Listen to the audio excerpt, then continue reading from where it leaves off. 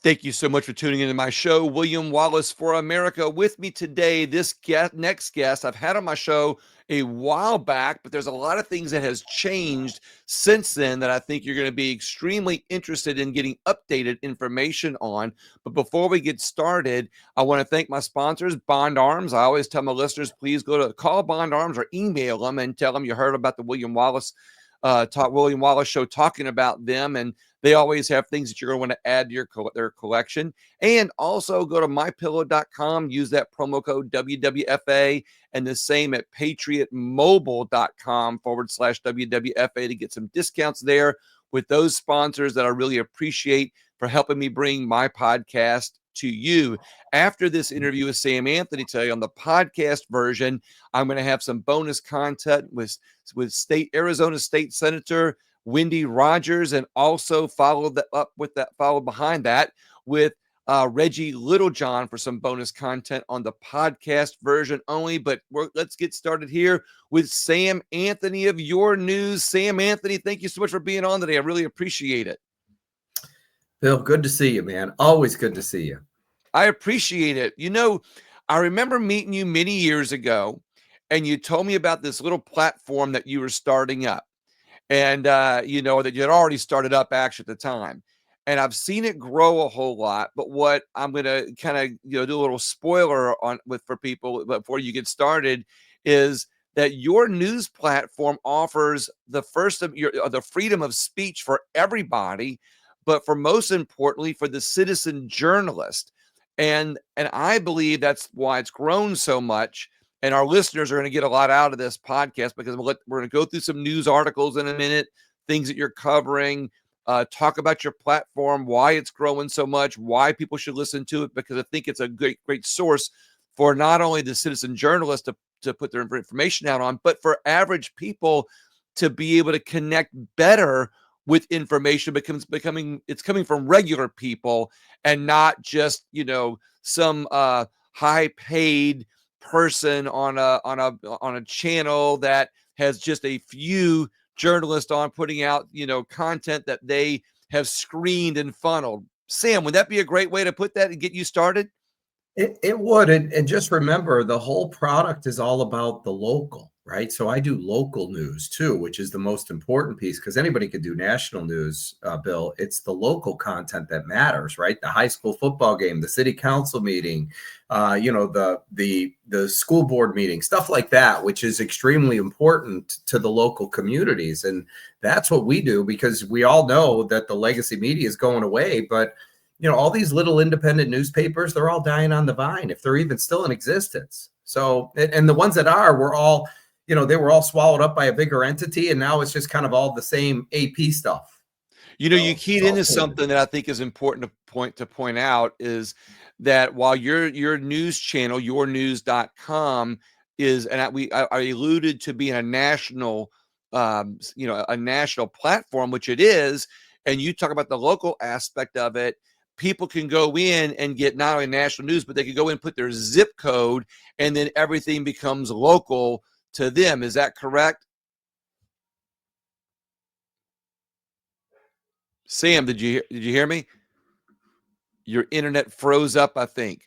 So what I was telling the listeners is that they can go in there at yournews.com. They can plug in their zip code, and then they get local news. And then the citizen journalist in their area that is connected with your site, can be able to put in, like, so let's say for me, I can, as a citizen journalist, I can punch in my zip code and cover the city council meeting, or I can cover something in my zip code or in my state, and somebody who comes on your site can add in their zip code, and if it matches up, of course, they can get that local news, but it has that national aspect too, where they can get the national news too. Your video had frozen up there for a few minutes. Sam, did you catch all that? I did. Well, I caught the last, probably 15 seconds it froze up, but it's fine. So what I was telling people is, real briefly, yournews.com is that national platform with a local flair, because all those citizen activists or citizen journalists that are on your platform that are plugging in the council meeting news update for their area, and they post it from their zip code.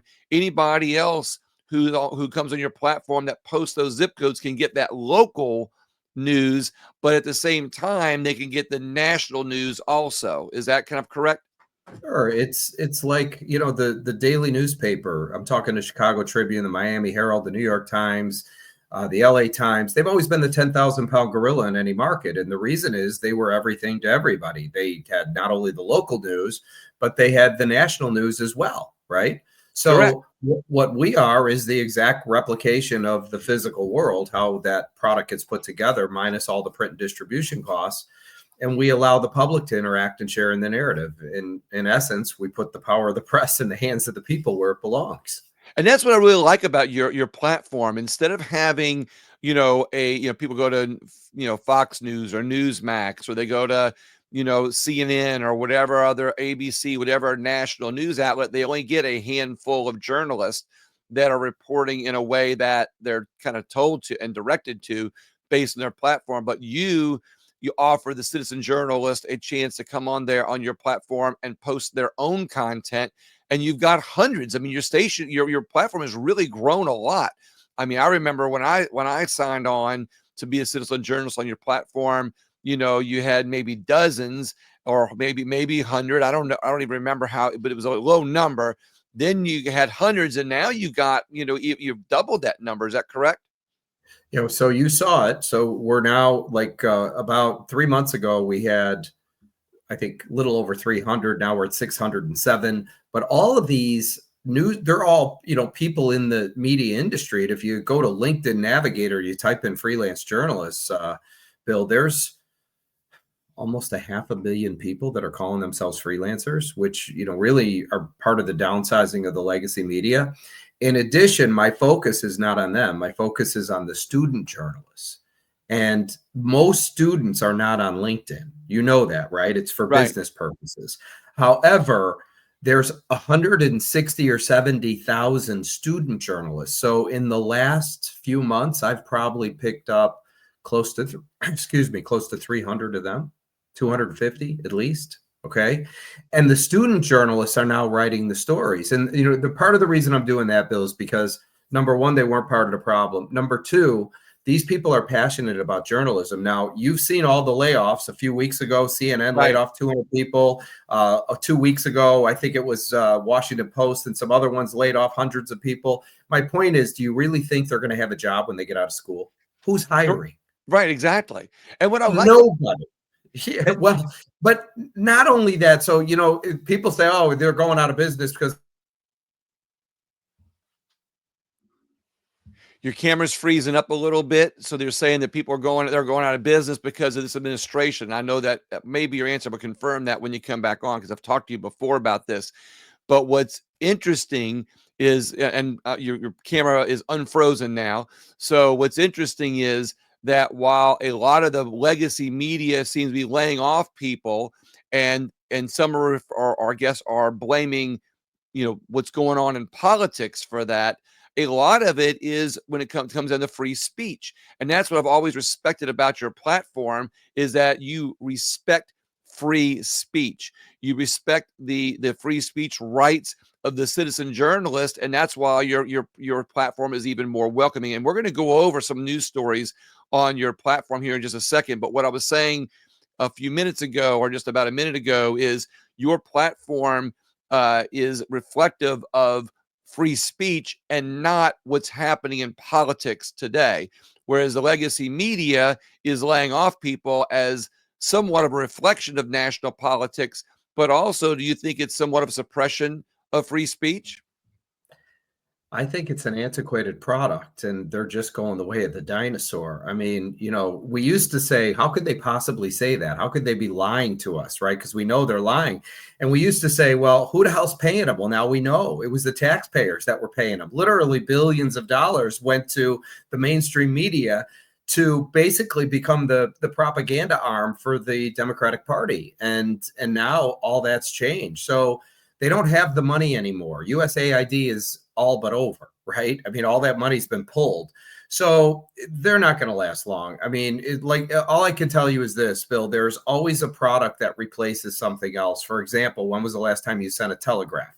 You didn't, because somebody created the phone. When was the last time you got in a real horse and buggy with an actual horse? You didn't, because somebody created a car. There's always something that replaces something else. The thing is, and here's what you got to understand. Fox News was the largest of the networks, right? Remember a few years ago with 3 million viewers? So what happened? They got rid of Tucker, it dropped to 1 million. Now it's under 1 million. But then you've got a guy like Joe Rogan who has 11 million viewers an episode. Literally, he's bigger than Fox, CBS, ABC, NBC, and MSNBC combined. 50% bigger daily. So there's still a demand for news. It's just how people consume it has changed. And that's just an outdated product that eventually will be gone. So your platform is not only more of an updated product, but one that is going to basically protect free speech and promote free speech on a bigger way than the other media outlets were ever doing. Yeah. So Bill, we live in a world of centralized news. You know what that is. You've seen the Sinclair broadcasting with the 30 TV saying the same thing at the Exactly same right. time. Okay, so obviously somebody from Sinclair sent an email or some messaging. Here's the script. It's people were reading it off the teleprompter. It doesn't take a genius to figure that out. So if what That's called that. Well, that's centralized news. So what we are is a platform. And we bring on the journalists, and the journalists report the stories. Now, currently, we have, you saw it, a total of almost 3,900 content creators that are non-monetized, and we have 607 monetized news reporters that are out covering local news all over the United States and growing. My goal this year is to get that to about 4,000 or 5,000. Okay. And then expand much bigger. Oh God, there's 20,000 cities, but we could have 100,000 people. It's only 5 people. And what I like about your platform is you don't censor these citizen journalists. So if somebody comes on your platform, they can see somebody who is maybe they're left wing, maybe they're pro Kamala Harris, completely anti-Trump, and they're putting out a news article. You're not going to censor them. Is that correct? No, we're not going to censor them. If it's an opinion, it goes in opinions. So why would I censor them? Understand what we do is completely decentralize and democratize the news business while we put the power of the press in the hands of the people where it belongs.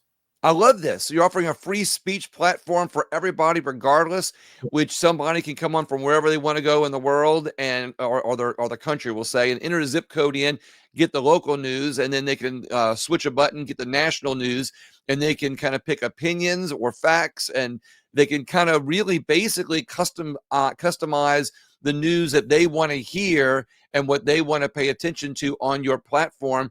And you're not centralizing it. You're basically opening up and saying, hey, look, this is a free speech platform. I absolutely love this, Sam.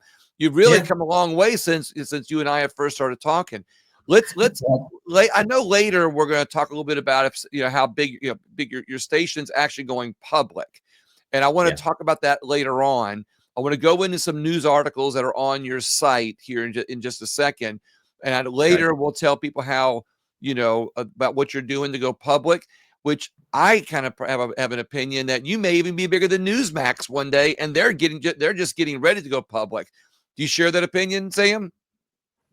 They don't have a chance. The reason is that, look, first of all, they're trying to copy Fox News. That they want to become the next Fox News, but so does Real America's Voice. So does One America News. There's not enough room for them. Number one. Number two, anything that's part of the networks is all antiquated. So, they're running in that direction, and, how it's going to play out, I can't give you the exact answer, but ultimately all the platforms that have the biggest amount of traffic are the platforms where they have user bases, right? So, for example, Facebook gets more traffic than everybody. X gets more traffic, right? YouTube has more traffic, right? And there's a reason. It's because the public can interact and people can post and share, right?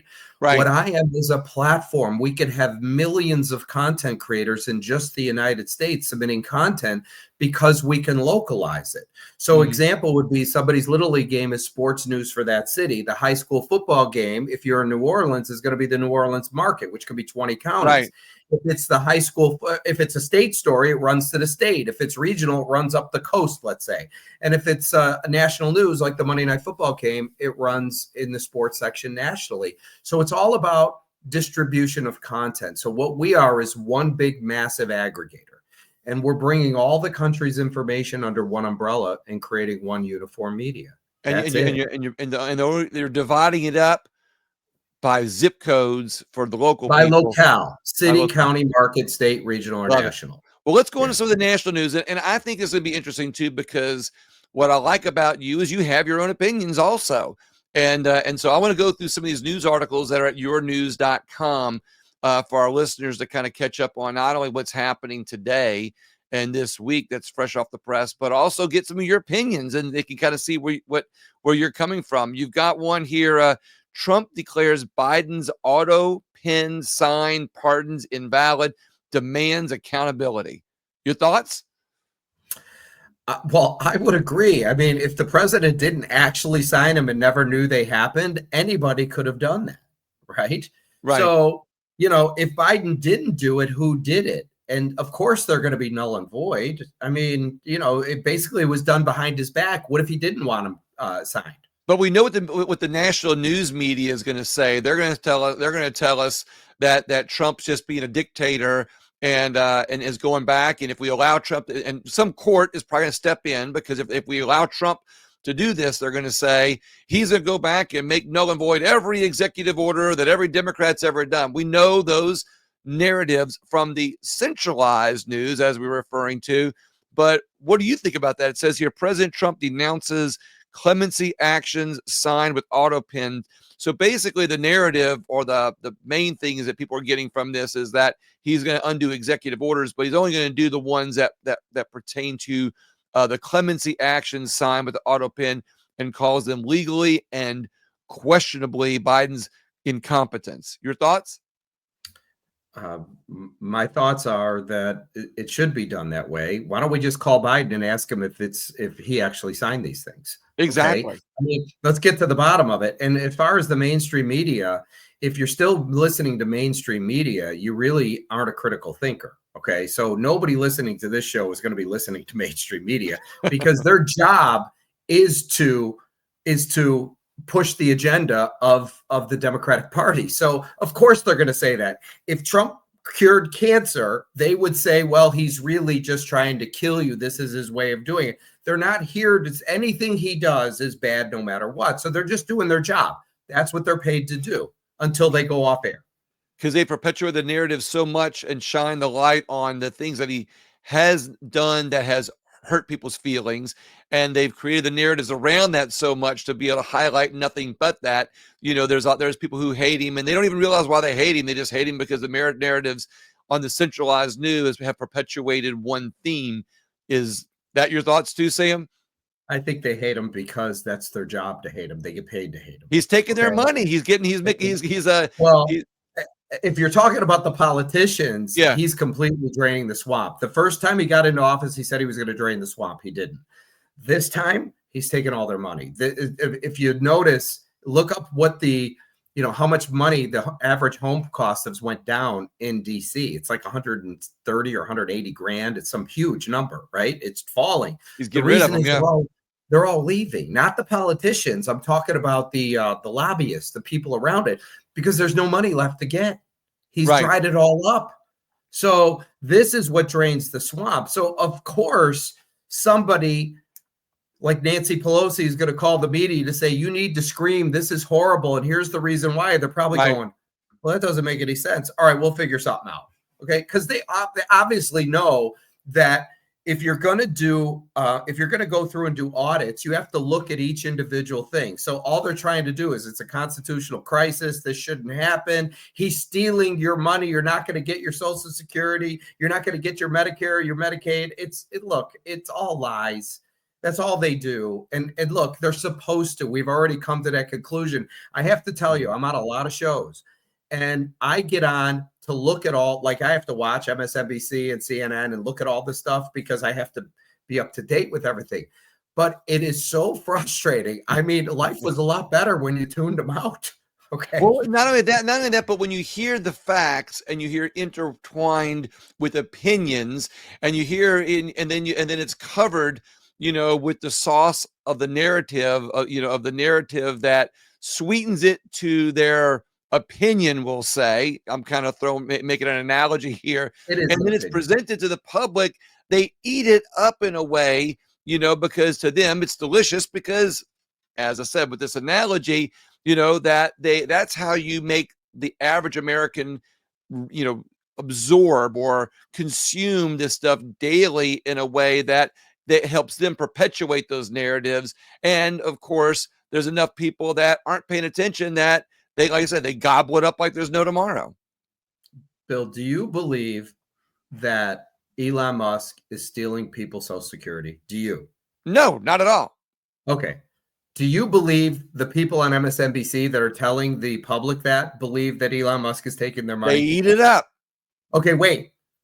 Do you believe the people saying it believe that Elon Musk is actually going to be stealing their money? No, they're paid to do it. Okay, that's my point. They don't believe it either. They're just selling it. Okay. And Sam, to your point, it works on both sides. I mean, I've seen people that you would think are Republicans or they're conservative podcasters or whatever, and they're promoting a product that you kind of go, wait a minute, and you scratch in your head, why are they promoting that product? I know that person. They really don't. But it's kind of that sometimes it's borderline. It's a little product that might borderline cross where I know that their opinions are, or we know their opinions are, but they're getting paid to do it. So it works on both sides in a way. I just think that the mainstream media and the left side does it a lot more and in your face a lot more, but they just do it a little bit more meticulously and carefully. Would you share that opinion? Could be. I mean, I'm not going to argue that because I think they're pushing both sides. But really, the reality is that news reporting should really just be the facts and let the public decide. Which is what I like what you're doing, what I like you're doing here. And then where the opinions are, you're saying, hey, this is an opinion piece. Yeah, you just throw it an opinion. So I don't mind if somebody has an opinion. I could completely disagree with it. I think freedom of speech should allow that to be heard and let the public decide. What you have now is you have people calling themselves news reporters that are actually telling lies. So you've got, and they know they're telling lies. Right. And of course you market opinion, which I like. So we've got yournews.com. You've got another article here. Peace. Zelensky brags Ukraine now has missiles capable of striking Moscow. Oh, well, I'm sure he does, but who gave him to him? Who gave him to him? It was us that gave it to him. Well, what's paid for with USAID, right? No, I mean, well, are you familiar, Sam, with the Budapest memorandum? You froze up again here for a second. I actually posted a podcast, and admittedly, I'm not sure if I posted it on your news yet, which I will do today if I have not. It's an article I did a podcast on the Budapest memorandum. They intentionally don't call it an agreement. And I keep hammering this and repeating it on my platform because a lot of people are not aware of the Budapest memorandum and what it does. And what it does do is it doesn't guarantee, it gives assurances to Ukraine for protection if they gave up their nuclear arsenal, which they acquired in 1991. This agreement a memorandum was in 1992, where Ukraine agreed to give up their nuclear arsenal, which was the third largest arsenal in the world at the time, because that's where Russia was storing a lot of their nuclear weapons when Ukraine became independent of Russia or of the Soviet Union. So now that memorandum doesn't get talked about much, but it didn't offer guarantees. It just offered assurances. And there's key reasons why they did that and why the language changes depending on the country and the meaning of assurances in that language. So now I think whenever I see an article about Ukraine, it always brings the Budapest memorandum to my mind. Your thoughts? Have you heard about the Budapest memorandum? Never. I never heard about the Budapest. I'll put my show up on your news. I'll put that up on your news today, and then I'd be honored if you took a listen to it. And I think if you watch the video or listen to the podcast, you'll get a lot out of it. But like I said, I agree with you. I think Zelensky has the technology. But then have you ever heard the stories about how Zelensky and his ragtag team are hitting these Russian targets like on the spot, on center, and killing and strategically doing that? Do you really think that they're doing it without the help of CIA intelligence or other intelligence from the USA, where they're able to know exactly where things are and hit it? Or do you just think that Zelensky's team is just that good? So no, so Zelensky's team is not that good. So any of that stuff that's happening is done from the CIA, and because we have satellites in the air, so they can zoom in on places. They know exactly where the stuff is, and they're helping them. That'd be the only way. But all this stuff should end up coming to an end anyway. You've got an article here. The Houthis launch missile barrage on USS Harry Truman in retaliation for U.S. strikes. They vow to target all American warships. This one just came in. Yeah, I saw it briefly. I haven't read the article yet. Yeah, I haven't read it yet. It says Iran-backed militants of the fire 18 ballistic missiles and drones at U.S. carrier after Trump orders a decisive military action in the Red Sea region. Sam, this is just breaking here to Pacifico. This would be the beginning of a world war. Do you think? No, I do not think there will be a world war. I think that no matter how crazy people are, they ain't that crazy. So no, I do not. Yeah, No. Trump will squash that one in a few minutes. Well, we'll go on. We'll go on to another one here. CBP awards $70 million contract to expand southern border wall under President Trump's orders. Construction begins on 7 new miles in Texas as Trump administration escalates. This is something that I've never I haven't necessarily agreed with doing, is building an actual wall. My thing has always been the proverbial wall, where if we just have people put our troops on the border, we've got active people that are actually monitoring the length of the border the whole time, where you've got soldiers and trucks always on there. Do we build a wall? I mean, the reason I'm okay, it's gonna sound kind of crazy. The kind of reason why I've been against it is because it blocks nature, it blocks view. It's like building a wall and you don't get to see the rest of nature. But what's more important, I guess, the nature of our country or seeing nature? Sam, your thoughts? I think there's only 2 solutions to this. One would be to build a wall. You have to, because they're bringing in fentanyl. They're completely, coming into our country and just ruining it. Right. It needs to be stopped. So in order to stop it, you have to have some kind of deterrent up there, right? I mean, that's how it works. The second way to do it, which would be my choice, would be to completely invade Mexico and take it over as a territory. Weed out the you think I'm kidding. I mean, yeah. Nobody would even fight. I mean, because all these people are coming here because they want prosperity. All you got to do is just drop leaflets saying, look, here's what's going to happen. We're coming in. Don't fight. You will lose. And we're going to take over, make it part like Puerto Rico, where you're now a U.S. territory. But now we're going to bring in big business. You'll have every single illegal go back. Yes, it could easily happen. Right? Because we're tired of it. They keep bringing the fentanyl. So either build a wall or take the country, one or the other. That's it. What's interesting, that's actually kind of an interesting point, because like when I talk about being somewhat against the wall, which I'm really not against building the wall, is more of a Trumpish way of saying that I just think there's a lot of other solutions, and our money could be spent better on people, that are patrolling the border, and give the money to people instead of making a wall. But I kind of like what you're talking about in a kind of a weird kind of way, that hey, if we just kind of take over, even if we don't go as far down as Mexico City, we just like take over the first 100 miles of nothingness, build some infrastructure, put some auto manufacturing plants down there, put some industry down there. You're right. It would be like a suburb of so they would build these suburbs, in Mexico, but they would have maybe this neutral territory where they could go to work and the United States could go build industry and everybody would prosper, kind of to your point.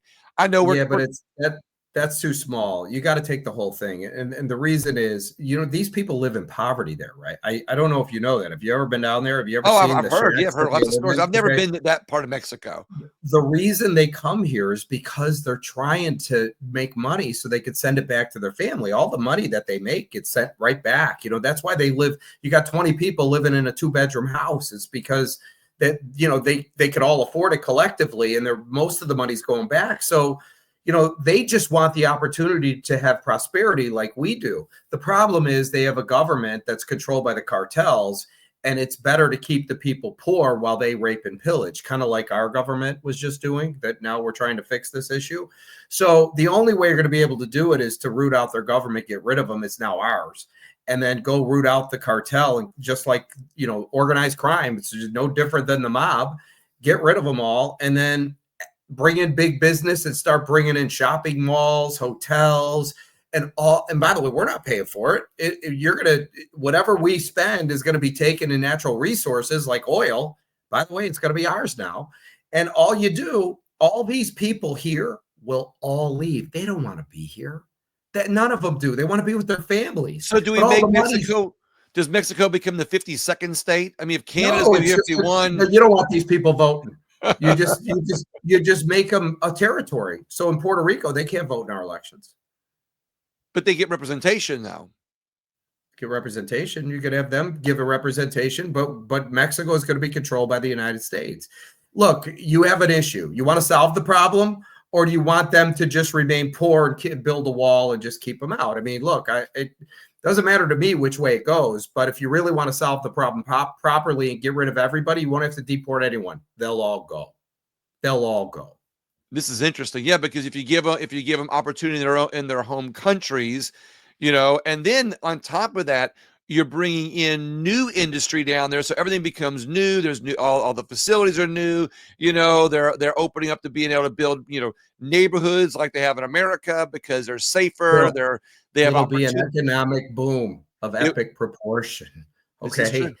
It will. I mean, this Make is Mexico common great sense, again, but right? It'd be like make Mexico great again, correct? make Mexico great again. It would be easy. And by the way, their whole military would never fight you. They'd be like, we agree with him. Please come get rid of these people. Right. Yeah. They're not going to fight. That's interesting. So that's why I've always enjoyed having conversations with you, Sam. You always have unique perspectives. We've got another article on here. Trump and Putin set for Tuesday, talks on Ukraine conflict and asset division. So is this two friends getting together and singing Kumbaya because they're best buddies, and Putin and Trump are the bestest of friends? Or is it what every president has done in American history, getting together with their adversaries or leaders of other countries to figure things out in person instead of through the media narratives and fighting each other on news wars, on what the news decides to report on, covered with that icing, as I talked about earlier, of narratives that people eat up. Which is it, Sam? Is it just doing what leaders do, or is it because they're buddies? It certainly, I mean, they're not buddies, but I'm sure everyone that listens to this, including yourself, would say it's better to have somebody who's another superpower on friendly terms than on non-friendly terms. So look, Putin's doing this for a reason. Okay. I mean, he wants Ukraine because he's tired of what the West is doing and pushing into his territory. So nobody listened to him before. And now he's got demand. So Trump and him will work it out. It's kind of comical that we have to go in and work out Ukraine's problems because they can't do it themselves, because this idiot still wants to keep fighting. And we'll work it out for them, and that'll be the end of it. So it's all going to happen. It's just a matter of time. Don't worry about the World War thing. None of that stuff's coming. It's not going to happen. Huh? Never. It's just, I mean, you're ending it for you too. Okay, you don't think we have missiles around in China and submarines with missiles that could launch? You don't need to have them stationed somewhere. They're on subs. So well, it's interesting when you say that, and I've always kind of agreed with this. That sentiment is that the world businessmen, the guys that are making billions, that they love having their yachts. And they love having their younger women, and they love having their lush lavish lifestyles, flying on their private jets around the world. And the only way they get that and keep that is if they got enough little people who are buying their products on Amazon or working in their factories, to keep that cash flow, generator going, to keep that printing press rolling. And if we have World War III, a lot of those guys get put to the side and have a chance at losing, because if they lose their country or their wealth is in a country and gets taken, they lose all that in a World War III scenario. So to some extent, I think you're right that there's not going to be a World War III, although there's always going to be these nice little conflicts, because that's what helps the military industrial complex keep their money at the same time. So they have these little small skirmishes, which is what's kind of going on in Ukraine, which, again, I alluded to that in the Budapest Memorandum. But more thoughts on that? Well, first of all, the Middle East is always going to be a mess just because it's a religion war. And that's, these people are passionate about what they believe in, whether it's right or wrong. So, there's always going to be wars going on there. When it comes to Ukraine and more civilized places that are more Western, you really need to fix these problems and stop this stuff, so that's what Trump's plans on doing. I mean, you need to have stability throughout the whole world. Having people launching missiles at each other is not exactly smart. So, and there's no real reason for people to die.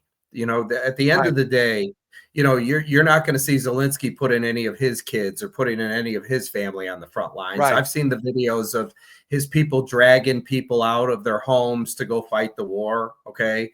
I mean, it's absolutely ridiculous. So all this stuff really has to end. And what we need to do is, after this is done, circle the wagons and fix our own country. That's what we need to do. I mean, by the way, you realize none of this stuff would exist if it wasn't for the media, because the media is the one that creates the problems. Look at what Zelensky did. He now he has all state controlled media. He's already arrested people that were in the news business, right? I mean, he's controlling the narrative. So if you want people to believe something, you have to control the media. And so the reason we're in the mess we're in today is because there's 6 institutions that control our mainstream media here in the United States, and they're pushing an agenda. By the way, it's much easier to control 6 people than it is to control, like back in the 80s, where there was almost 450 independent news outlets, right? So they were all reporting independently. Today, it's, now it's all rolled up. So Sam, back to your platform for a minute, your organization, and this is something that comes to my mind here. We talk about the amount of citizen journalists that you have on your platform, but to some extent, are you controlling the narrative, or are you letting these guys, the hundreds of citizen journalists, control their own narrative, and you're just offering a place for them to say that? But that question, that's a 2-part question. The second part would be, how do you stop misinformation on your platform? Or do you think that because of the amount of citizen journalists that you have on there, or the fact that you'll have so many people actively coming there and calling them out as viewers, do you think that will police itself, the misinformation that's coming up? Because take Ukraine, for example, there's a lot of information on both sides. You hear that, Ukraine was hiding Nazis and Russia's the good guys because they're going in and getting the Nazis. You hear that Ukraine's the good guy and Russia's invading them. You mentioned that, Russia is just tired of the West encroaching on their territory, which makes Ukraine kind of the bad guy. So which is it, Sam, and how will your platform solve some of those issues, as in the first part of my question? So right now, everything you see on TV is all being read off a teleprompter. There's no independent journalist that's being done, or independent journalism that's being done. And it's all controlled, and it's all, for the most part, it's propaganda. Okay. What our product does, because Bill, honestly, let's say you were covering the school board meeting in Louisiana in some town, right? How would I possibly know what happened there? I wouldn't, right? Well, you're in the journalism business now, right? You're a broadcaster. The only thing that you actually have is your integrity. Agreed? Mm-hmm. Right. And the moment you lie to people, your audience is not dumb. So somebody's going to find out. They're going to find out, and they're going to completely stop watching you. So when it comes to us, we believe in free speech. Right. And the only thing you have on a local level, if you're reporting about the city council meeting or about the school board meeting or any of news, is your integrity. The Mhm. people reading the stories like that live there, they're the ones that are going to know Right. whether that's BS or not, and they're going to let us know. And if somebody's out and out lying, we just get rid of them. But it really wouldn't matter anyway, because our platform has a monetization model no different than YouTube, where a journalist writes a story, we publish it, they share it on their Mhm. social media pages to their followers like them, so Right. they come here to consume the content, we sell the ads for them, they share in the ad revenue. Well, what'll happen is their audience will just diminish because everybody knows they're lying and nobody's going to click their stuff, and they're just going to go the way, the way of the dinosaur anyway. Sam, So do you think that's why a lot of these left wing or left sided or Democrat leaning or however we want to label them, and I hate labeling, but we kind of know the information they've been putting out. And granted, as you just now pointed out, many of them have been reading from the teleprompters, and some are just opinions. Some of all these opinion shows that were left leaning. Do you think the reason why many of them are getting fired or getting kicked off their platforms or losing their platforms? Do you think it's because more people are waking up that they were lying? Do you think, or I mean, they had a good base, they had a good foundation, albeit maybe they were lying or just reading from a teleprompter. They still had a lot of followers, but their followers are diminishing a little bit. Is that the reason maybe they're losing or getting fired or losing their platforms, is because more people are waking up, or that the truth is just coming out harder from all the other media platforms? I think it's all of it.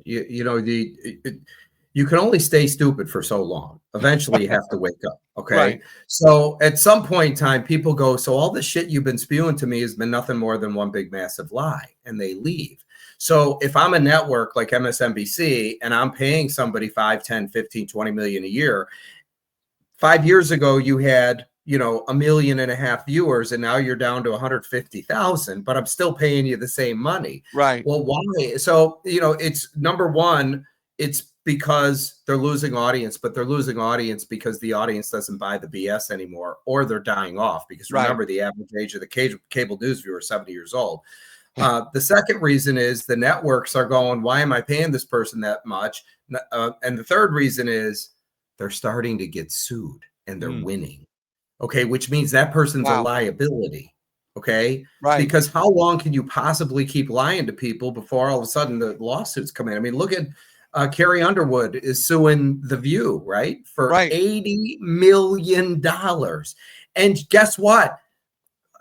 Trump's wife just got awarded almost $1 billion, $900 We're million. not hearing about all these stories on the mainstream media, though, Sam. Why not? Okay, that's because they don't want to announce to you that they've been lying to you the whole time. Carrie Underwood's going to win too.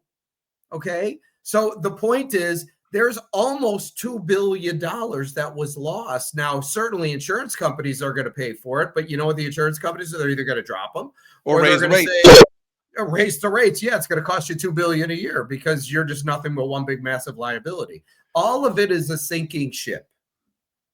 There's two more news stories I want to bring up to you that's Sure. on your platform, yournews.com. And then I want to tell people, wrap up and tell people if they're interested in becoming involved in your platform, how they do it. You've Okay. got Trump's education department overhaul sparks legal battle and nationwide debate. Is it time for the Department of Education to be closed, Sam? It was time 20 years ago, 30 years ago. Should have never happened to begin with. It's obviously just a way to control people. So I don't really know what kind of debate it has. We're ranked last in education and we spend more money than anybody. So everybody's opinion is completely irrelevant here. The simple fact of the matter is, if I pay you to do a job and you do it the worst of anybody else, so bad that countries that suck are better than you, Right. then, why do we even need you anymore? We don't even need schools. They could learn better through their moms and dads. The So intention of creating the Department of Education was probably good at one time, where And of course, maybe it wasn't, maybe it was nefarious. It wasn't. Yeah. It No, wasn't. I understand. I'm playing devil's advocate here. Don't play devil's advocate. It was all done for nefarious reasons. You know it, and I know it. How do we make sure these kids are stupid? Because the stuff we're going to do is going to be it's going to be so egregious, and we need to make sure these new voters don't have the capability of understanding that. It was actually brilliant on their end. Or was Let's it just dumb them brilliant, down. or was it just because they're so ignorant, on what's needed and how to be effective, that sometimes their feelings get in the way of their policy creations, and then you combine that with the nefarious actions of others, and you get not only a nefarious organization, but one that is run with ignorance. I'm Bill, combining it, Sam, because I I, think it's kind of both. I, I think there's some from the nefarious. politician standpoint, this is they vote for it. But when it comes down to the people who actually came up with the idea, it was all done with nefarious intent. Listen to me.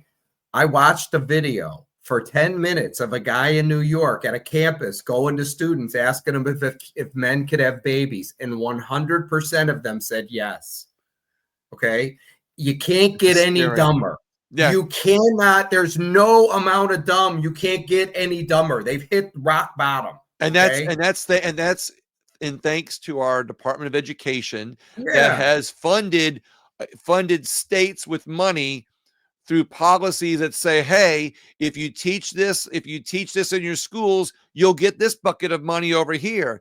Hey, if you adopt, this critical thinking or critical race theory into your program, and they don't say it like that. They say, hey, if you adopt this program, of course, which is secretly embedded with, critical race theory, DEI, type of education, you'll give you this bucket of money. And so that the schools go, oh, we'll teach that.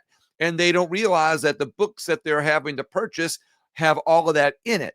And that is how the Department of Education has not only laundered money, but has also been able to indoctrinate our children depending on who's in office at that time. So you're correct. Getting rid of the Department of Education gets rid of a tool that can be used by either a leftist politician or, given some scenario, some far right politician, which is what's feared by the left, which I don't think happens as much as the leftists do.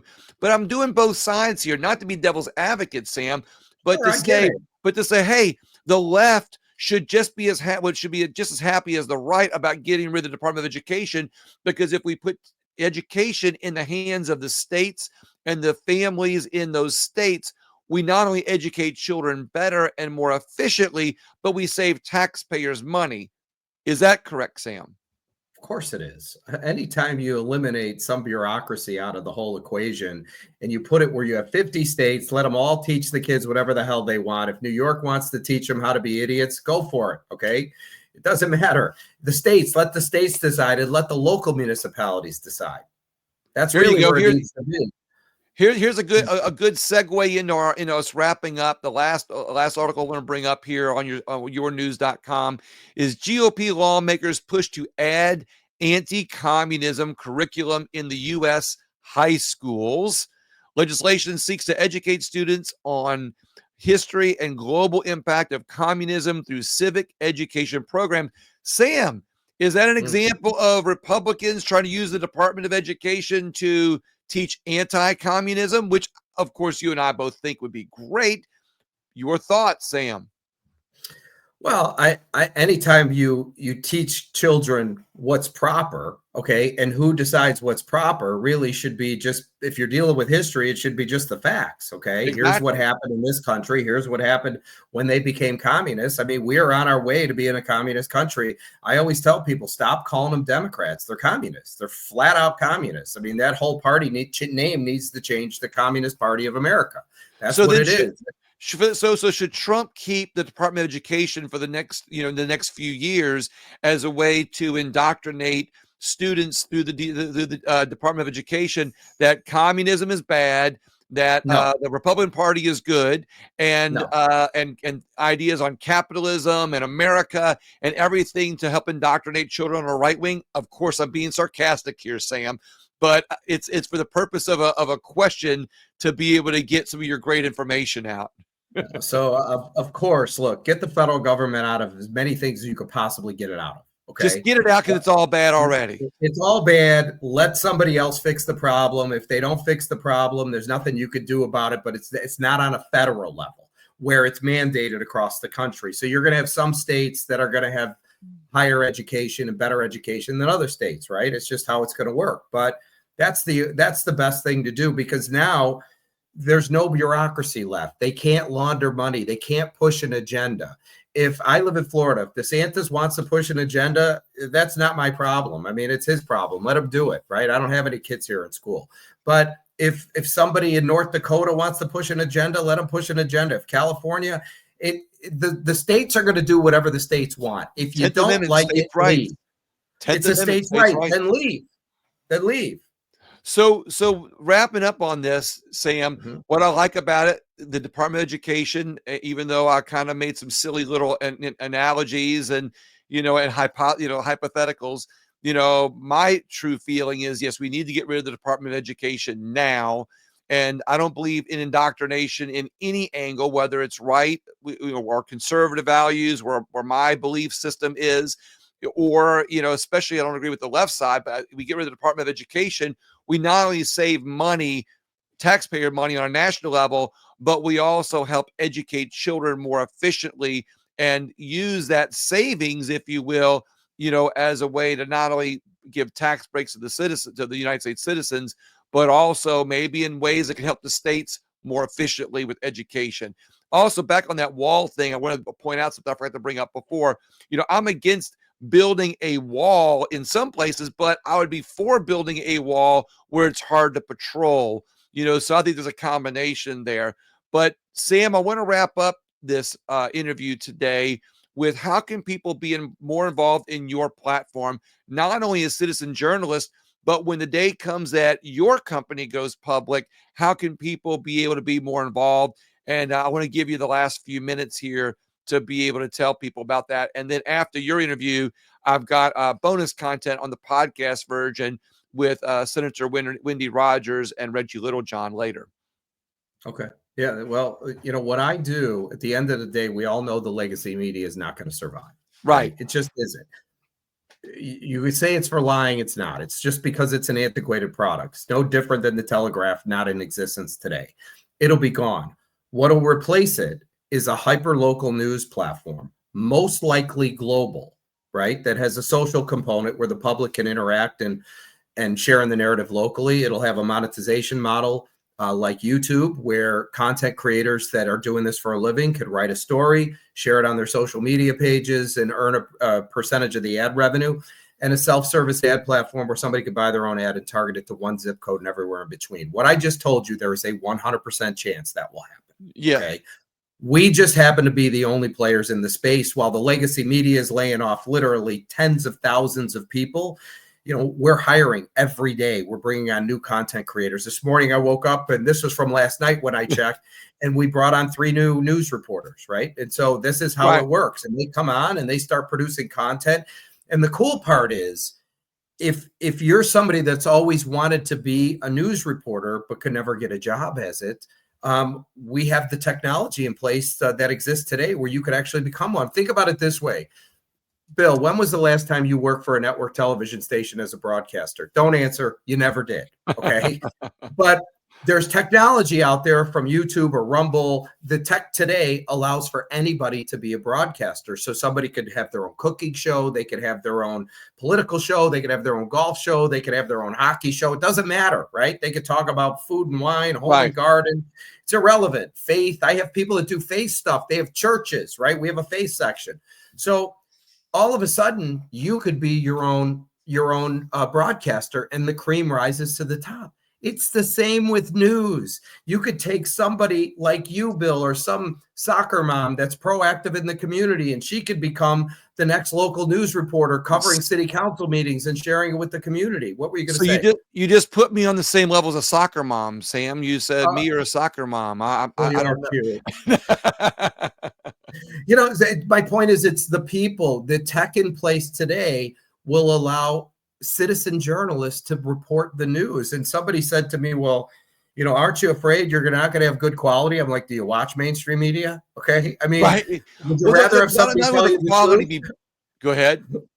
Well, would you rather have somebody tell you the truth and it's not that eloquent, or would you rather have somebody lie through their teeth, but it really sounds pretty the way they said it? It's That's a just the great way way to it put it. is. It's the way the world's turning, and the cream is going to rise to the top because the content creators are going to be fighting for, just like on YouTube or on Rumble, for viewership, right? For audience reach. And Right. so our technology helps with that. Like I told you, we're in the process of implementing where somebody could follow somebody. So over time, you might have 10,000 people that follow you on your news. And every time you post, it sends an alert to them that William Wallace just posted a video. Go check it out. And they click a link and they go right to Right. your video. And all of a sudden, you just got 10,000 viewers like that. So that's designed to help you. But ultimately, as I said before, what I do is inevitable. And it's going to happen. If I shut down, somebody will fill this void. I want you to think about this, Bill. YouTube controlled 100% of the video market for the most point, right? Right. Okay. Back in the day. Amazon controlled the purchase market for goods and service, or for goods, right? Where you could go Right. buy stuff. And they're the 10,000 pound gorilla. You had eBay, which controlled the auction market, right? There's no other eBay for the most part. I mean, Right. eBay controls it. So here's what I'm trying to get at is YouTube back in 2020 decided to shake off a few fleas, right? Because they have 114 million content creators on the platform globally. And they kicked off the people that were telling the truth. Now, what you don't know was Rumble was formed in 2013. Did you know that? Most people don't. They only heard about it in 2020 Correct. because, okay, so by the way, the people that were kicked off of YouTube that were in the United States probably didn't get more than 15 or 20,000 people, which is a Right. freaking ton. Okay. Right. YouTube Rumble filled that void. And this was the place they went to, including you. Right. And a year and a half ago, maybe 2 years ago, Rumble went public. They have 250,000 video podcasters on their platform.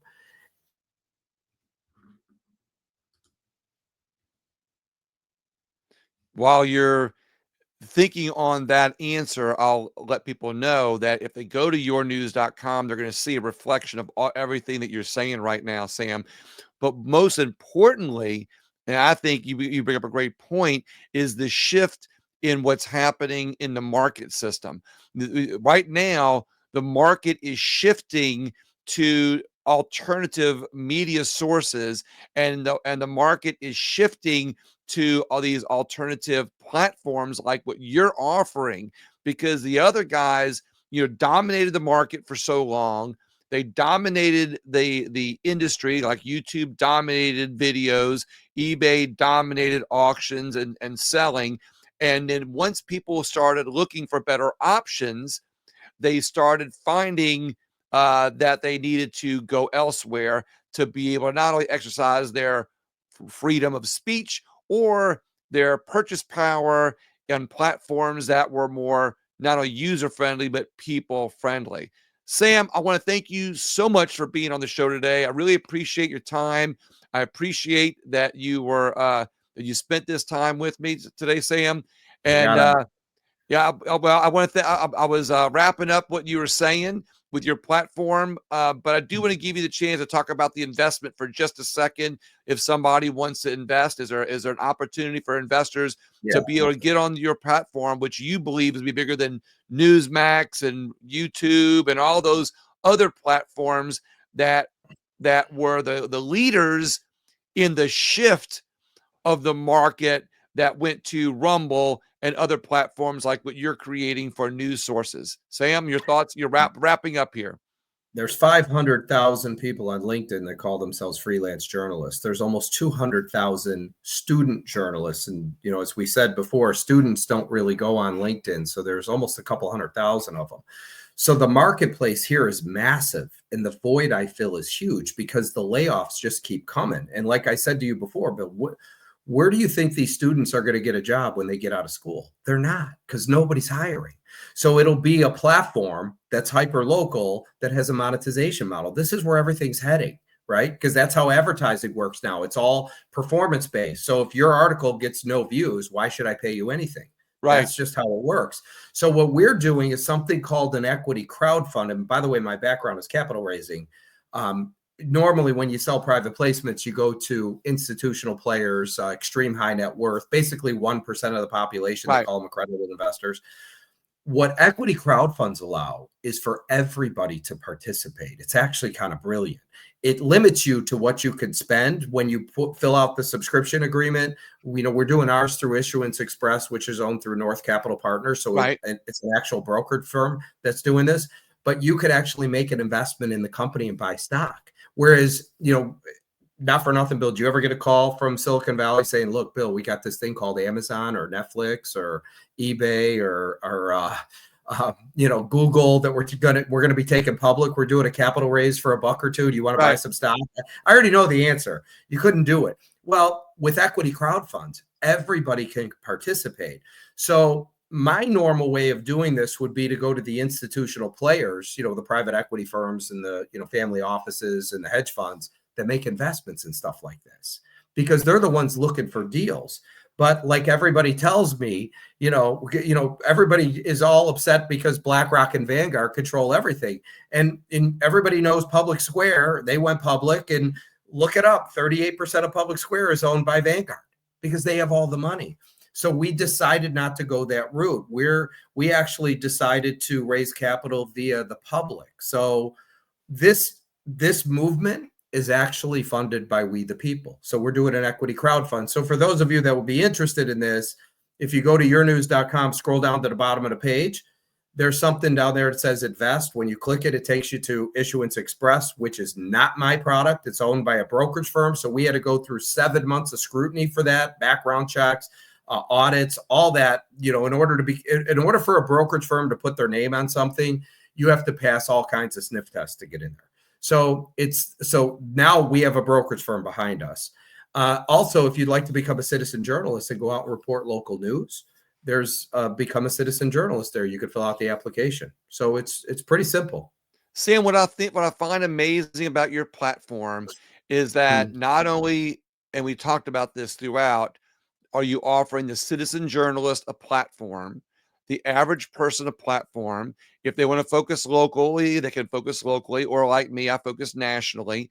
And then you back that up with an investment that that the average person can invest. So your whole platform is not only supported by the average individual investor, the average person that believes in free speech, and the average person that wants to be able to have a platform where more people can be able to get information that's tailored to fit their needs and their locale, but also done in a way where the average person can be able to bring it to them. Sam, it's a win. It sounds to me like a win-win for everybody. And I want to thank you very much for your time today.